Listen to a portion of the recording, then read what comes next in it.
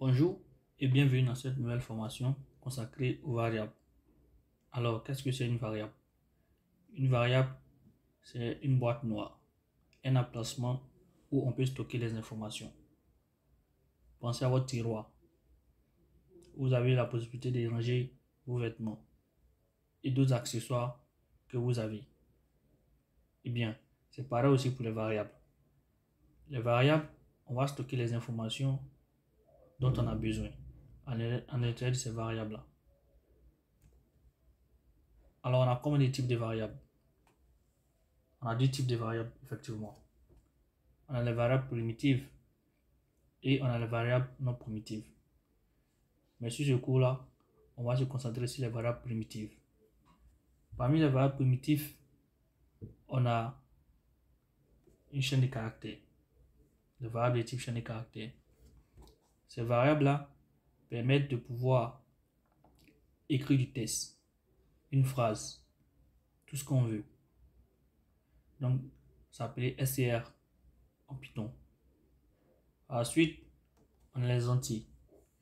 Les valeurs qui permettent de représenter des nombres, des chiffres, tout ce qu'on veut. Et on a les nombres décimaux. Les nombres décimaux qui permettent aussi de représenter des chiffres en Python, notamment appelés float. On a le booléen qui permet de dire oui ou non, true ou false. Et on a le type none qui permet de pouvoir définir que on n'a rien dans le programme. Lorsqu'on veut spécifier en informatique qu'on n'a rien dans le programme, on définit le type none. Donc avec ce type primitif là, on peut déclarer une variable. Donc on va essayer de déclarer des variables de type chaîne de caractères ou entier ou float ou booléen. Donc je vais venir sur mon terminal.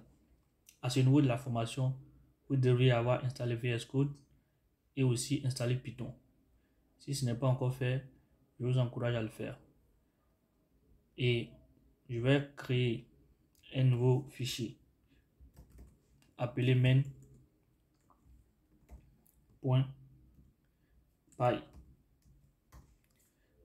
Je clique sur Entrée. Donc cela sous-entend que vous devez avoir un dossier sur votre bureau. Donc pour pouvoir l'avoir, vous venez sur File ici, Open Folder, vous rentrez et vous cherchez votre dossier, vous l'ouvrez. Moi, je l'ai fait ici. Donc, comme j'ai dit, Python a plusieurs types de variables.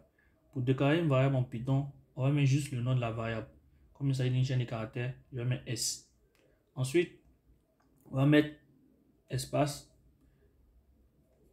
égal. Ça, c'est le symbole d'affectation. Et on va mettre les double quotes. Et on va dire bonjour. Donc, on vient de déclarer la variable bonjour, qui est une chaîne de caractères en Python. Et si je vais afficher, j'ai la fonction print. Donc, une fois que c'est fait, je viens dans mon terminal. Ici, si pour pouvoir ouvrir le terminal, vous venez ici, terminal, vous cliquez, ça va ouvrir le terminal. Donc, je vais mettre le nom de mon, je vais mettre Python d'abord, Python 3, comme ça. Ensuite, je vais mettre le nom de mon fichier .py et j'exécute. Python 3 n'est pas reconnu. Je pense que j'ai fait une erreur. C'est pas le T avant le H. Et j'exécute. J'ai bonjour. Alors j'ai pu afficher la chaîne de caractères. On va voir le deuxième type qui est l'entier. Donc je vais mettre I pour l'initial, espace et je vais mettre 12. Donc je viens de définir une chaîne de caractères de type entier.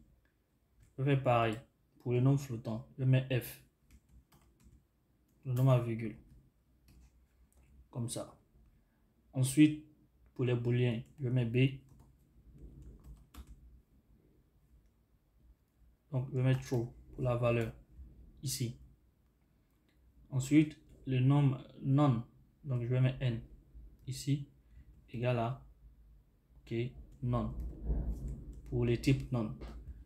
Donc je viens de déclarer des variables primitives en Python. Donc pour voir le type, je vais mettre type ici, d'accord, type parenthèse, je vais entourer de parenthèse. Donc ça me permet de pouvoir voir le type de la variable. Si je exécute mon programme, j'ai classe str. Qu'est-ce que ça veut dire classe str?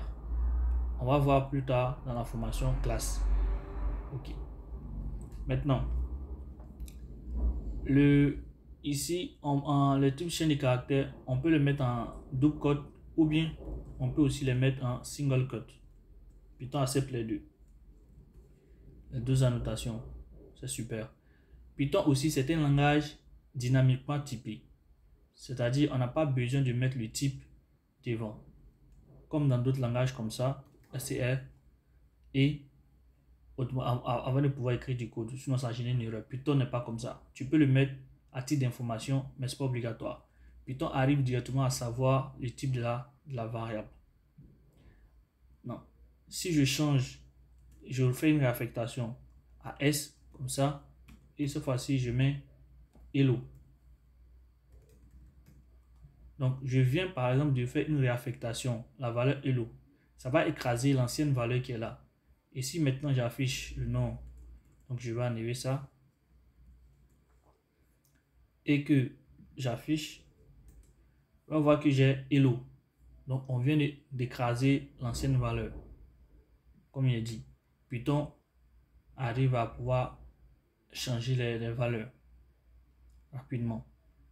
Donc ici, comme pareil pour le B, si je descends que je mets B égale à false, parce qu'on a dit que ce sont les valeurs booléennes, on peut mettre true ou false. Et ici que j'affiche B.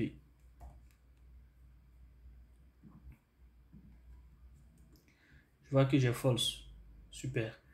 Maintenant, c'est bien vrai qu'on parle de variables, mais on a deux types de variables, ou on a deux types d'emplacement en mémoire. On a les constantes. Ce sont des variables qui ne vont pas changer. Ça fait bizarre de dire variables qui ne vont pas changer. Mais le bon terme, c'est constante. Donc, on a les constantes en Python. La notion de constante n'existe pas réellement en Python. Parce que même si tu déclares une valeur, que ensuite tu viens changer la valeur, ça va changer. Mais on a une convention. Généralement, les constantes sont en majuscules. Donc, pour informer les développeurs Python que cette variable c'est une constante, on va mettre la variable en majuscule, comme ça. Donc, quand le développeur Python verra, il saura que ça, c'est une constante, on ne doit pas modifier. Tandis que les variables changent durant tout le programme. Durant tout le programme, comme j'ai fait pour S ici. Et une chose importante, S en majuscule et S minuscule ne sont pas pareils. Ce ne sont pas les mêmes choses. Maintenant, on a vu les types de variables primitives. On va voir comment on fait pour faire une concaténation. Qu'est-ce que c'est? Alors, une concaténation, c'est de créer des chaînes bout en bout, de prendre les chaînes et de les coder. Donc, si je fasse les autres, donc je vais mettre Yaku ici et Keita. Mon souhait, c'est d'avoir une nouvelle chaîne qui va s'appeler Yaku Keita. Donc, je vais remplacer le S par une autre. Donc, je vais mettre name. Je vais mettre first name. Voilà, first. Donc, le R, first name. Ensuite, ici, je vais mettre last name. Ok. Donc, je mets first name ici. Je prends first name que je copie. Je mets ici. Plus last name. Ok. Donc, je viens de faire une concaténation comme ça. Si je lance, j'ai Yaku Keita. C'est bien. Mais je vois que ces deux mots sont collés. Normalement, je veux que ça soit Yaku espace Keita. Pour le faire, je vais mettre une chaîne de caractères au milieu, espace, et je vais faire une autre le signe plus pour faire la concaténation. Donc, je prends cette variable-là, plus je concatène à ça, plus je concatène à cette variable-là. Maintenant, si j'exécute le programme, j'ai Yakou Keita bien séparé. Super. Aussi, je peux créer une nouvelle variable que je vais appeler full name. Full name. Comme ça. Espace. Voilà. Donc, je stocke le résultat de ça dans cette variable. Vu que j'ai stocké ce résultat-là dans cette variable-là, je peux appeler le nom de la variable directement. Full name. Pour afficher le contenu. Donc, j'ai Yakou Keita. C'est pareil. C'est bien, on arrive à faire ça. Mais si on a plusieurs variables, on va faire concaténation en concaténation avec le symbole plus, ça peut devenir fastidieux. Donc, je vais vous montrer une autre technique. Donc, je vais mettre full name 1 pour pouvoir différencier la variable. Full name 1 égale. Donc, on va mettre les double codes. Ensuite, on va mettre F pour format. Donc, on pourra écrire notre variable dans les accolades. Donc, je vais mettre first name. Je vais mettre first name ici. Et je vais mettre espace. Donc ici, je n'ai plus besoin de mettre le plus. Espace directement, c'est pris en compte. Donc il va mettre le first name, espace. Last name. Last name, je vais mettre dans les trucs. Dans les accolades. Maintenant, je vais changer le nom. Je vais mettre name 1. Si j'essaie d'afficher ça, j'ai Yakou Keita. Super. On arrive à avoir le même résultat. Donc, ça, c'est bon pour la concaténation. Une chose aussi à savoir, qui peut être très important sur les chaînes de caractères. Si je veux afficher un seul caractère, c'est-à-dire le Y seulement, ou le K ici, donc, je vais mettre juste des crochets et je vais mettre 0. Non, je ne sais pas la bonne syntaxe, je reviens. Donc ici, je vais mettre ici des crochets, ok, et je vais mettre 0. Syntaxe bizarre, vous pouvez dire. Mais en fait, on verra ça plus tard dans la formation, mais les chaînes de caractères, ce sont des listes de caractères. Donc ici, les listes sont référencées par index, et l'index commence par 0. Donc ici, quand je mets 0, je veux la première lettre ici. Ensuite, le first name aussi, je vais vouloir aussi la première lettre. Super. Donc, si je mets full name comme ça, donc je prends cette fois-ci, pas cette variable, mais cette variable. Si je lance, j'ai YK. D'accord? Donc, j'ai pris les deux premières lettres des variables. Donc, c'est très simple à faire. Et ça sera tout pour cette vidéo. Je vous dis à la prochaine vidéo.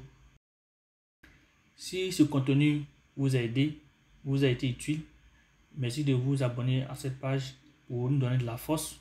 Et moi, je vous dis à bientôt pour d'autres vidéos. Merci.